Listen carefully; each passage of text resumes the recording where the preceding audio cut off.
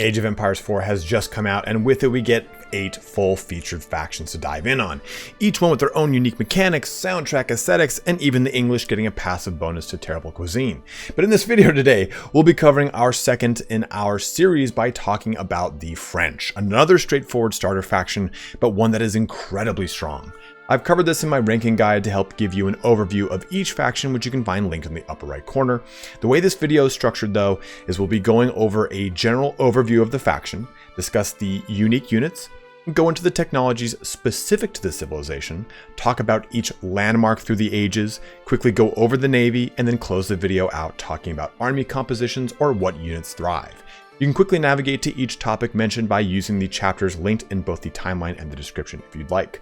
But if you'd like to see the other guides, they'll be linked at the end of this video to my playlist that will have each guide as I create it. If this is your first time on my channel, the way I like to do things is upfront the information within so you can decide to stick around to hear me out on what all my explanations are. So with that being said, the French are an extremely strong faction. I'd really argue that they're at the absolute top tier right now. They benefit from the strongest knights in the game that can passively regenerate health.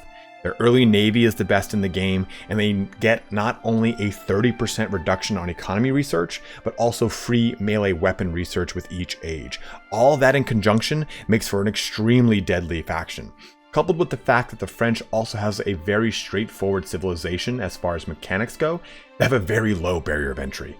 Their villagers produce faster and their drop-off buildings are cheaper, so their economy can snowball so fast if you stay on top of your production. I mean, I personally main both the Rus and the French because the latter is just so strong. I think that everyone should have a high functional knowledge of this civ because it's one you're going to see a ton in multiplayer. So you should know their strengths and how to beat them. But if that's all you wanted to know, feel free to head on out. But before you do, don't forget to comment, like, and or subscribe to the channel. Each one of those things helps out in varying degrees, and I can't tell you how much I appreciate it. But let's get started here on our French civilization guide. So to start off, let's go through a quick overview of the French, something that we've already kind of talked about. We'll break this into 3 portions. For one, their economy. They are so quick to get off the ground with their economy because with each age they have a faster villager and scout production of 10, 15, 20, and then lastly one more time of 20% increase that production. That's really good. So they can get villagers out so fast and really hit a strong ramp with getting wood, with getting stone, gold, food, everything. In addition to that, their economy, it's 30% cheaper to research any economic technology. That is great. In addition to that, even more, resource drop-off buildings are 25 food cheaper. So with all that, they also have the ability to see any trade posts on the map. So they can set up a strong trade economy quickly too, which allows them to get a lot of really good gold or just kind of maximizing trade as best they can because they already can see which routes that they're going to take. So that is their economy squared away. Now, militarily, they are also pretty devastating because they get melee damage techs that just research automatically every time you jump up an age. That is great. Now, in addition, I've said that like 5 times now, their big strength is, of course, in cavalry, namely the Royal Knight. They get access to this at the second age in the feudal age, which is pretty devastating. And you can expect if you're playing against the French to get rushed by Royal Knights, who can then use a technology to make it so they get a passive health regeneration. So in lieu of actually having out your monks, this allows you to keep these pretty expensive units online. Now, also, they get a Arbalest, and the Arbalest is a very devastating unit that has a lot of punching power because it can shoot faster and it has a lot of armor. They are arguably the best crossbowmen in the game next to the Chinese units. So they are really, really, really good. Now, not only do they conquer the ground, but they also have a strong navy. They have the strongest navy in the game because they get access to these just brutal hulks. Now, hulks are pretty expensive, but they are shooting ballista, which can just devastate any kind of arrow ship. So if you are on an island map, it's really important to shut down the ability for the French to produce hulks, or if you're playing as the French, produce these hulks ASAP. So now that we've kind of gone through a lot of their benefits, what's kind of the downside? What's their weaknesses? Well, it's in the fact that all of their units are extremely expensive, the ones that they are really good at, right? They do have a kind of a way to counter that. They can produce archery ranges and stables in range of a keep within its influence, and they'll be 20% cheaper. But if they don't, you're still looking at a unit that, like the Royal Knight in the Feudal Age, cost 100 gold and 140 food. That's quite a bit. So to get these online is going to cost you a lot of gold income. So you have to be mindful of that and making it happen. Even the Arbalest in and of itself cost 80 food and 40 gold, whereas an archer would only cost you 30 food and would only cost you 30 food and 50 wood. So they are an economy that does require a lot of gold to get going. It's why they have such an advantage towards trade. But even that Hulk, like I was talking about earlier, it's super strong ship, but it requires 300 wood and 240 gold. So the big downside to the French, and it's why they get so many economic bonuses, is that they have to focus a lot more on gold than most other factions, because that's where their strength comes from, the punching power of their units, which are a heavy gold burden. Now, in addition to that, they do have really great knights. They have amazing crossbowmen. But that's really it. They do have good siege engines that it can be royal siege engines, and they get access to a cannon, which is quite nice, and the Rebalquin, which we talked about in the English section, which we'll go into in the units portion here. But as far as men-at-arms go and their spearmen, they're just kind of run-of-the-mill, normal men-at-arms and spearmen. So you have to be mindful if you're playing the French that people know you're going to run with knights, so they're going to have spearmen to counter you. And a base tier 1 spearman can still trade very effectively into a very expensive Royal Knight. You just kind of have to be mindful of these things. So if you are going to play the French, know that you're going to spend a lot of time micromanaging your frontline French Royal Knights, because you don't want them killed off quickly. You're going to be pulling back the ones that have low health, let them get some auto regen if they can stay out of combat long enough, or just make sure that you're not letting your knights die haphazardly to spearmen, which are so much cheaper to produce. So if you're not comfortable with doing a lot of microing, this is really going to be a harder faction for you to manage. But once you really can master that, you'll see that this is an extremely devastating faction. Next up, let's talk about the unique units for the French. I know what you're thinking. Do the French get the most OP unit in the game? A sheep? No, they do not. But instead, they get a slew of other things, and let's talk about that really quick. So for the most part, when we talk about their infantry, it's very standard run-of-the-mill. There's nothing overly unique or crazy about their men-at-arms or their elite spearmen for any stretch of the imagination. They do get the ability, like I said earlier, to get a free upgrade when it comes to the melee weapons, and we'll talk about that in their technology section.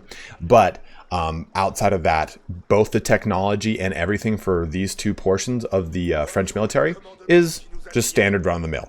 No special bonuses, nothing. Now, when it starts to get unique is when you talk about the Royal Knights. Now, the Royal Knight is obviously a big center of the French military, and it is honestly its staple. It's a big portion of its tactics and army composition. So one thing that you'll notice about the Royal Knight is that you get access to them in Age 2. The only other faction that has this is the Rus. But here's the big thing with the Royal Knight. If I hover over this, you'll see gain bonus damage for 3 seconds after charging, effective against most units. So that's actually a 15% damage bonus that they get for 3 seconds after charging, and it also applies to their torch. So if you have them charge into a siege piece, then they will actually be able to do 3 seconds or 15% more damage for 3 seconds. That is devastating. It makes them the most damage pound for pound of any knight in the game. Now, I have not put any of the technology upgrades onto these guys, but you can increase their health. You can increase the passive regen rate of their health as a whole. If they're out of combat, they are just so devastating. And it's why most people actually build very heavily around the Royal Knight. It's the biggest, like I said, staple of the French military. Now, in conjunction with that, they also get another unique unit, and it is the Arbaletier, or the Arbalest. And I'm sure I butchered the pronunciation there. So just like the not French longbowmen, but the English longbowmen, the Arbalests have the ability to pop a defensive cooldown. And here it is this really cool Pavis shield. And this will give them 5 additional ranged armor. So let's go ahead and click on one of them. And you can see here that it says versus ranged, 5 for 30 seconds, or if they move. So if I just pop them right here, they'll leave their shields behind. So this is actually a really strong ability to counter any range play out there. Even if you're trying to deal with some damage from gunpowder units, it's not going to mitigate a whole ton, but at least you've got some sort of insulation. But in the mid game, having the ability to mitigate any damage back onto these units from, say, longbowmen or anything of the sort is quite nice. Now, it isn't going to give them any melee staying power, but really what you're using the Arbalest for is its devastating capability to do 8 damage versus heavy. That is punishing, in addition to the 15 crossbow damage. So you're looking at 23 damage in total towards a unit, and 8 of it is going to just pass through if it's a heavy unit like your man-at-arms or even your cavalry here. So you'll really be using these 2 units a lot in your French play. Also, when it comes to gunpowder units, nothing special here. I would have loved to have seen like a musketeer style unit, but we do not see that. Now, the other unique portion of the French military is their artillery. Now, they do get a unique cannon that replaces the bombard. As you can see here, it does more siege damage and more damage versus building at the cost of a slower attack speed. I believe the standard bombard is a 4.5 second attack speed. This is a 5.25 second attack speed with, I believe, 50 more bonus versus building and about 25 more cannon actual raw damage. So you can see that there's a trade-off, and the DPS itself might drop a little bit, but these things can deploy very quickly. So it allows you to just kind of shoot quickly, moves, take a step forward, and then you can just go ahead and shoot again very fast, as long as it's reloading, right? I just meant like its deployment range, not its reload. That's pretty slow. Now, okay, you can stop. You've made your point. You're very powerful. Now, the other thing that the French get are the Royal Artillery. And the Royal Artillery is a benefit of 20% onto its damage. So take a look here. It does 200 damage. If I click on the Royal variation, it is 220 damage. There is no aesthetic difference between the two. You'll just have to know which one is Royal and not Royal. And the difference of a Royal unit means it's been built from the Royal Institute right here, the College of Artillery. And that will allow you to build the royal versions of your siege weapons. And it's the only way you can get the culverin. Now, the culverin is also accessible through the Holy Roman Empire and the Abbasids, and it is more of an anti-siege piece. So basically kind of think of this as the evolution to your Springald. It's going to have a really good range, a very decent attack speed, and it does a ton of damage versus other siege equipment. Now, the other big one here, and it's a really important one, is the Rebalquin. Again, you have a royal and non-royal variant. Culverin, like I said, has to be built at the College of Artillery. But the other one, these other two, the cannon and the Rebalquin, can be built in a normal siege workshop. But the Royal Rebalquin is going to be able to pour out damage. Think of it as your evolution of a mangonel, and it's going to be able to really just chunk through infantry and all the sorts. So these things in conjunction with your knights and your arbaletiers are really, really, really powerful for the French. It's just a matter of getting to that late stage to get access to these, or really utilizing the strengths of these two in conjunction, say, with spearmen to protect your arbalists, or just to use your knights to devastating effect. And we'll get back on that more with the army comps later. Let's move now into technology. To start us off with technology, we're going to look at this little ditty right here from the civilization bonus. Economic technology is 30% cheaper. So in this actual menu, it's going to display the value without that discount. So the specialized pick is 75 wood and 175 gold. Just to kind of confirm that, we'll look at the HRE and see it's 75 wood and 175 gold. Let's take a look on the actual map. You can see that it is 52 wood and 122 gold. This allows you to tech up very quickly as the French. Now, in addition to that, there are some unique technologies, of course, that the French can take advantage of. And depending on what landmarks you take throughout the ages, you can just simply go to this building to get access to all of them, the Royal Institute, which is accessible in the Third Age. Now, what's nice about the Royal Institute is it puts all of the unique French technologies in one location, and you can get them outside of their respective ages. Take, for example, Royal Bloodlines. This is an age 4 technology that you unlock through a normal university. So if you build the Royal Institute, you can build that immediately. So let's go through some of these. So this whole line is all for cavalry. And the first one here is chivalry. Like I was saying, this is going to allow you to have passive health regeneration, 1 health every 1 second when out of combat for your Royal Knights. Very good for their stayability. Increase their bonus damage after a charge by an additional 10. You're getting that 15% plus the 10, which is really nice.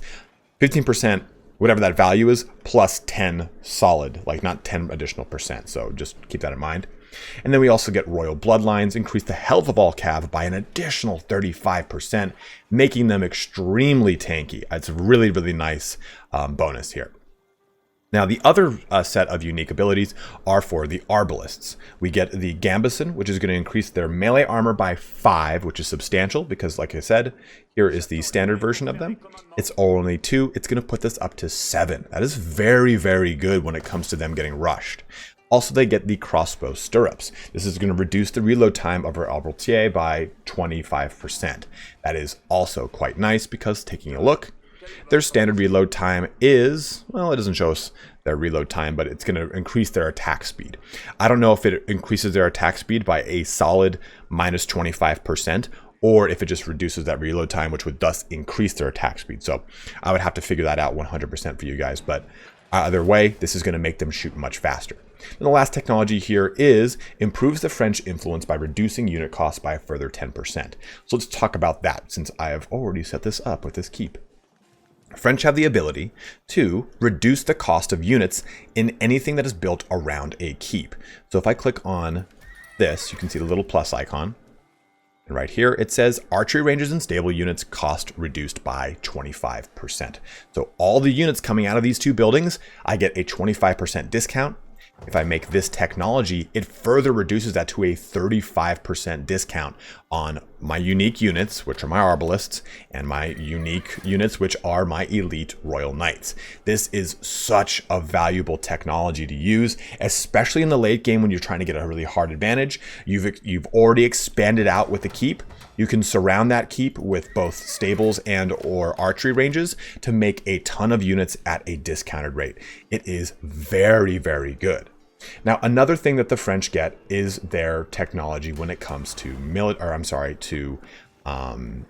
power. Now, right here, you would see the melee addition to their, the blacksmith technology that increases their melee damage. In fact, we'll go to tech trees. And we can see that if we go all the way down here to blacksmith. So you can see right here, bloomery into decarbonization into Damascus steel. Now, one thing to know about these 3 technologies, yes, every time you progress in an age, you will automatically get them, but you will not get them if you do not make a blacksmith. So making that blacksmith is absolutely crucial to ensuring that you can actually get these bonuses. I went a whole game without realizing that I hadn't made my blacksmith, which was unfortunate on my part. And then I was like, man, why aren't my guys getting that bonus here? Oh, I hadn't made the blacksmith. So make sure you make that blacksmith. And lastly, you get the ability to use your market to return 20% more gold on your traders and all of the trade locations you can find on the map already. They start revealed for you, so that's quite nice, and you can set up a nice trade economy. So these are your unique technologies for the French. Let's move now into some landmarks and how to really choose which one from age to age. First up on our list of landmarks is the feudal age landmarks of the School of Cavalry or the Chamber of Commerce. Now, this is going to be map dependent. It's going to really depend upon if you're on an island map or a not island map. In my opinion, the Chamber of Commerce can help you out a little bit more in an island map, but almost always I'm going to choose the School of Cavalry. So this is going to act as a stable, and all of your stables produce units 20% faster. It's just such a huge boon. When you look at the Chamber of Commerce, it does act as a market, which is nice. All traders and trade ships return 30% more resources to any market or dock. Couple that with the 20% native bonus you get, that's a nice 50% increase to your gold income. So if you are on a island map, you might be trying to go harder into gold because it's going to allow you to make hulks more. But honestly, just being able to produce knights faster is such a huge boon. And this being a stable in and of itself too is a nice free stable that you get, and you can get any research from it. It is probably the best landmark for the French, hands down. Moving into the third age, or the castle age, we've got the Royal Institute, which will house all technologies unique to the French. Research is 20% cheaper here and ignores age requirements. And then lastly, we've got the Guild Hall, generates and stores resources over time. The more resources stored, the faster they are generated. It's like between food, wood, stone, or gold. So the Royal Institute might seem like a very strong, great option, but I really wanted to showcase it for this video. Almost always I would go Guild Hall because of the ability to just basically get free resources at any time you're in a pinch. So I'm going to build this really quick and show you how it works. So now that we have the Guild Hall built, you'll see 4 buttons: food, wood, gold, and stone. The way this works is every handful of seconds, it will generate some food, wood, gold, or stone. And then when you press this button, you will collect all of that resource. So this generates more over time. So if I hover over this, it tells me that right now we're generating 140 resources every 20 seconds. And this will increase the amount of resources that it gathers every 200 resources that are accumulated. So right now it says 160 every 20 seconds because we just jumped another 200 total resources that it had been accumulating. So let's take a look here. If I just press S, by switching to any of the other resources, it will completely collect what the current stock is. So we'll press S and jump over, and you'll see now it says 20 resources every 20 seconds. So it will jump up again once it reaches 200 total accumulated resources to 40 resources, so on and so forth. You can see how very strong this can be because it can take a very small amount of time to accumulate quite a bit of resource. And in the third age, you might be doing this to really stockpile gold, whatever resource you are running short on. It is a great boon to the French. Our last one here is the fourth age, or the Imperial Age, and we get 2 choices with the Red Palace. Acts as a keep, features high damage Arbalest emplacements, and each garrison unit adds an additional Arbalest, which is quite nice. It means you can have up to a total of 8 additional Arbalests. I can't remember off the top of my head, but the big one is College of Artillery. Provides immediate access to produce Royal Artillery, which do 20% more damage. In my opinion, I think the College of Artillery is more of a come-all landmark, and you can use it in almost every situation. The Red Palace would probably be used in a situation when your back's up against the wall. You need a very strong defensive landmark to help act as either an expansion piece or as something to really kind of help turn the tide for you when you're just kind of getting beset on all sides by the enemies, right? So if you really need to have a really strong defensive landmark, sure, Red Palace is the way to go. But I always like the College of Artillery because outside of that 20% damage, what we talked about too is that it's the only way to get culverin access for the French.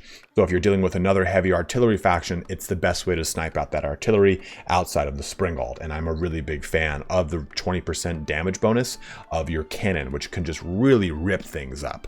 Next up is the Navy for the French, and it is very unique because they get access to a Hulk in the second age. The HRE and the English also get access to this Hulk, but they get it at the third age. So they get a nice advantage here above almost everyone else on the battlefield because the Hulk is a ballista unit versus the archer ship that most other factions get. When you compare this to everyone else's ships too, yes, it's slower moving, and it costs a substantially more or a substantially higher cost than its other counterparts, but it just has such pounding power. And I don't know why I used alliteration there, but 100 damage ballista on 2 sides that are really nice. And all 3 of these ships can shoot while moving, which is also a very awesome ability. You've got your standard demolition ship, which is just kind of worth highlighting. And you have the unique ship for the French, the Galleass. And this little ditty here is basically like a bombard ship, but it has a lot more power in 130 bombard, and it's quite fast here as well at 1 tile a second. It's still pretty slow for its respective age, but it is still quite a powerful ship with a nice big boost to 1200 health. Moving to the last one here, we have the Carrack, the Big Daddy. Now this one has access to I'm sorry, the HRE and the English both have access to a Carrack here, so there's nothing crazy about it. And it can also, you know, fire while moving. Honestly, the naval ships in this game are so fun, but you see it's got 1, 2, 3, 4, 5, 6 cannons that are going hog wild, and they're going to do a lot of damage to buildings with a really solid range as well. Now, one thing I did not highlight in the unique technology section, because I was just kind of waiting to do it here, is this. The French get the long guns, increasing the damage of naval cannons by 10%. This is awesome. So it really allows you to take off when it comes to just simply the galleon, which will have a forward mounted bombard, and then again with the Carrack. Now the big downside to the Navy is, like I said, it is that cost. The Hulk is extremely expensive at 300 wood and 240 gold, but the Galleass, if you compare it to other factions of that age, this is almost double anyone else's ship. I think the galley from the English is about half the exact cost of this. I think it's 180 wood and 150 gold. Someone can correct me if I'm wrong there. So you do have to factor that in. There is a lot of punching power and staying power with the French Navy, but it is going to come at a cost to you. Lastly, for your army composition and build order, you're really going to want to focus on ways to counter your opponent, right? That's always the case in Age of Empires 4.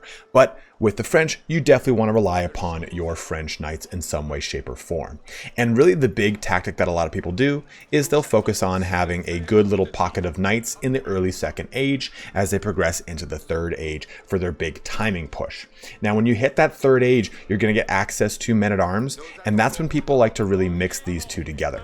Now, the reason behind this is the hard counter to your knights is going to be either spearmen or your crossbowmen for the enemy. Unless you're playing the French, it's going to be arbalists. And the big way to deal with that as the French is to, if I'm like, let's say I'm facing this unit right here, and it's like this, let's let everything kind of get in order. The big way that they would do this is, rather than you'd kind of micro your army, and rather than just, hey, I'm going to attack over here, I would have my men-at-arms attack these guys while my knights go around and go for the crossbowmen. This allows you to just basically have your men-at-arms hold the line against the spearmen, because they're going to kill them. The spearmen are not going to have the advantage of killing into your men-at-arms because they won't have the benefit of any kind of damage versus heavy, and these guys will be able to mitigate that damage because of their bonus versus melee, while your knights will get into the back line of any crossbowmen quickly. That is key with the French, making sure you're microing your knights to keep them in and out of combat effectively.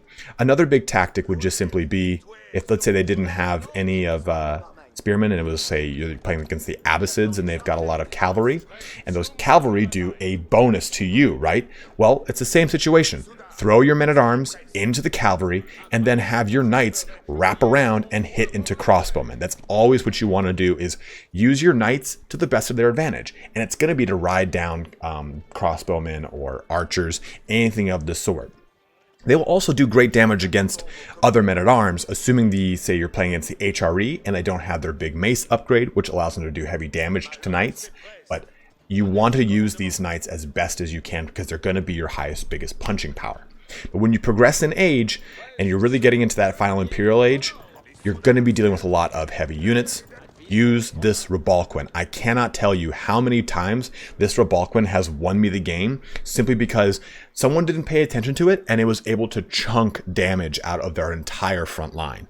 This allows you to then, say, you get like a smaller little pocket of men-at-arms, hold the line while the Rebalquin destroys everything, and you use your knights to circle around and smash into either their siege equipment or their crossbowmen, or maybe their handgunners, or their Streltsy if you're playing the Rus, whatever it is.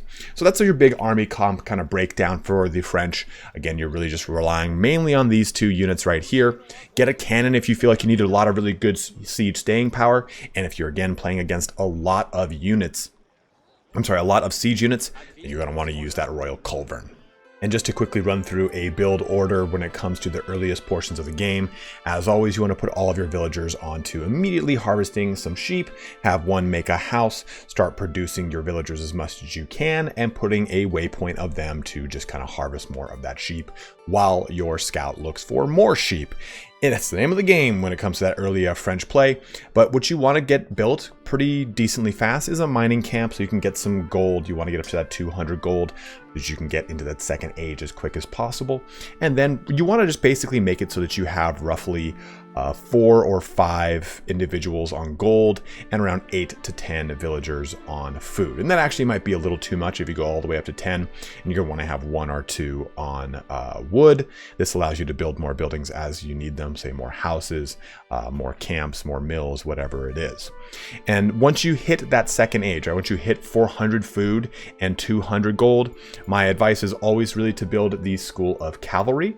This will act as your stables in the very beginning portions of the game, and most importantly, it's going to allow you to make your knights faster, as we've seen in the earlier portions of this video.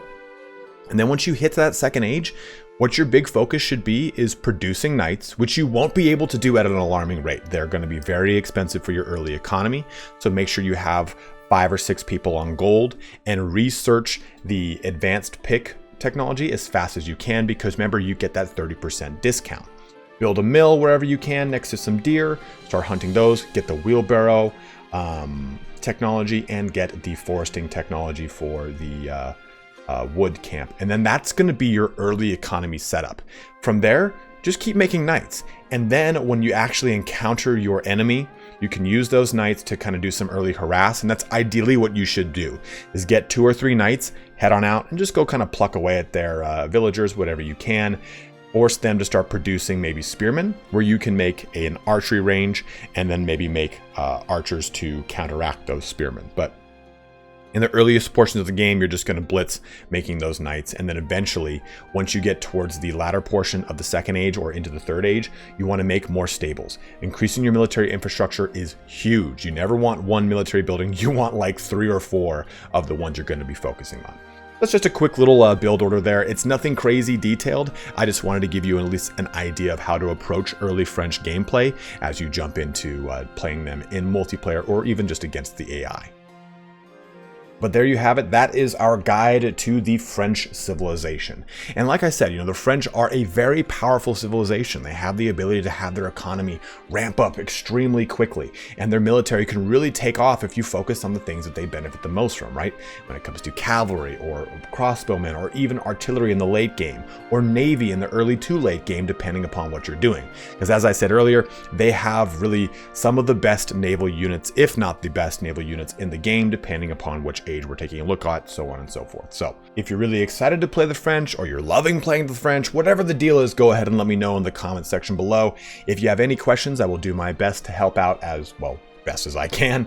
And we have other civilization guides coming. I've got the next one on the Rus that should be due out in a day or 2, and I've got some other guides as well planned for the HRE, the Abbasids, New Delhi Sultanate, as well as the Mongols. Did I forget a faction? Who knows? We're going to find out as I take a look at a list of them and decide which ones to do next. But if there's any other guides you'd like to see, go ahead and let me know in the comment section below too. I'll be doing a quick one on the Art of War, but maybe a specific campaign mission, whatever it is. But as always, guys, thank you so much for watching here today. Have a good one and take care.